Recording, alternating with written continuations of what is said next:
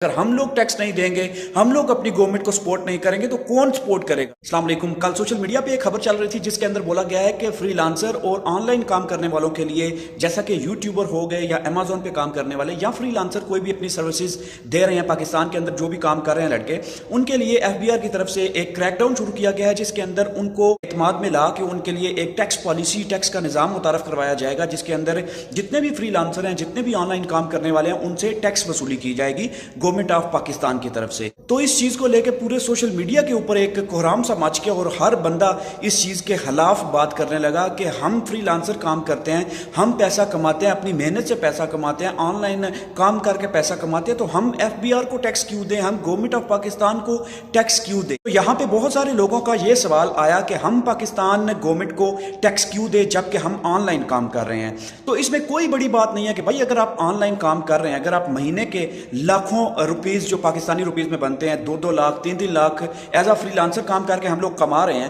تو اس کے اندر اگر ایف بی آر اپنا 10% یا 12% وہاں پہ ڈیڈکٹ کرتی ہے یا ٹیکس لیتی ہے اپنی سروسز کے، اپنے جو ہے وہ ہمیں جو سروسز پرووائڈ کی جا رہی ہیں پاکستان گورنمنٹ کی طرف سے، جس کے اندر انٹرنیٹ آتے ہیں یا دوسری تیسری چیزیں ساری آتی ہیں، تو اس کے اگر ہماری انکم کے اوپر ٹیکس لگایا جا رہا ہے تو ہمیں کوئی اتنی زیادہ مسئلہ نہیں ہونا چاہیے۔ اس کے اوپر اگر 10% یا 12% ایف بی آر لے رہی ہے تو اس پہ کوئی مسئلہ نہیں ہونا چاہیے، جیسا کہ بہت سارے یوٹیوبر اس پہ جو ہے وہ غصے کا اظہار بھی کر رہے ہیں، اور آن لائن کام کرنے والے اور فری لانسر اور امیزون والے سب لوگ اس کے خلاف بات کر رہے ہیں۔ تو یہاں پہ کچھ ایسے کنٹریز آتے ہیں جن میں ٹیکس کے حوالے سے بہت ہی پور پرفارمنس ہے، اس کے اندر ایک پاکستان کا نمبر بھی آتا ہے۔ جو ٹیکس دینے والے ممالک کے اندر دیکھا جائے تو پاکستان کا نمبر ورسٹ ترین کنٹریز کے لسٹ کے اندر شامل ہے، جہاں پہ ٹیکس کے نظام کو بہت ہی برا سمجھا جاتا ہے، بہت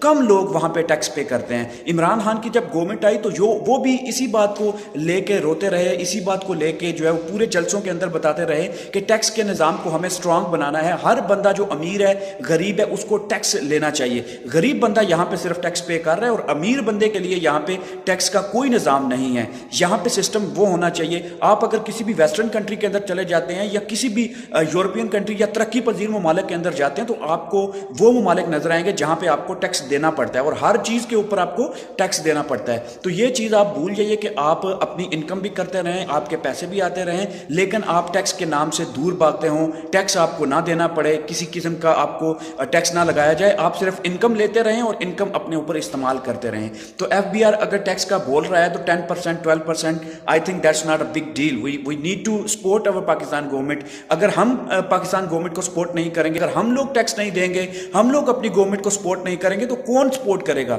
کوئی برٹشر آگے ٹیکس دیں گے، کوئی یو ایس والے ٹیکس دیں گے، کینیڈا والے ٹیکس دیں گے؟ ہمیں ہی اپنی انکم میں سے ٹیکس دینا ہے اور کمزور گورنمنٹ ہے اس کو ٹیکس کی بیس پہ کھڑا کرنا ہے۔ بہت ایسی قومیں ہیں جنہوں نے ٹیکس کی بیس پہ اپنی